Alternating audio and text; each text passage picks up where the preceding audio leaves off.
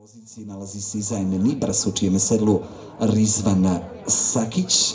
Sada ulazi Safira Dream sa Milanom Konkoljem.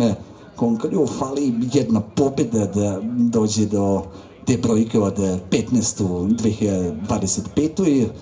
Ušla je Safira Dream sa Milanom Konkoljem. Ulazi sada i Silver Pepper, u čijem je sedlu Kristijan Njezi, italijanski internacionalac, ali kao da je domaći. Naravno, start trke, iznutra ide Born to Champion, Želo Čeli Achilles, na trećoj poziciji nalazi se Carlos Nascimento, na četvrtoj poziciji Varena Storm.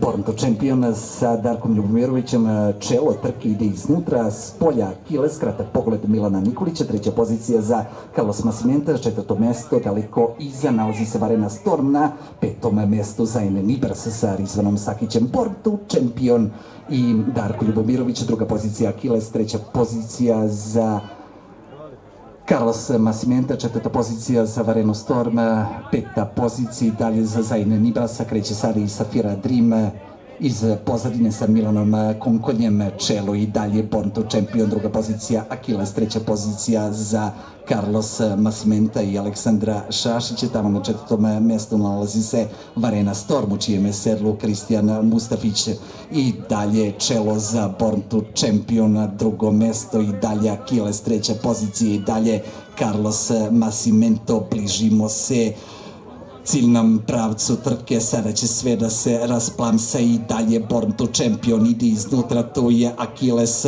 tu je i Carlos Nascimento, pa da vidimo Born to Champion i Darko Ljubomirović kroz sredinu hitaju, ali pokušava Konkol da sprovede Safiru Dream iznutra, Safira Dream iznutra s polja, Born to Champion, Safira Dream ili Born to Champion, navaljuje Varena Storm, Born to Champion, dame i gospodo, sa Darkom Ljubomirovićem iznutra, Safira Dream, tu je i Carlos Nascimento s polja, Varena Storm, pa dvojac sportskog konjačkog udruženja Shane Deković, Achilles, Silver Pepper,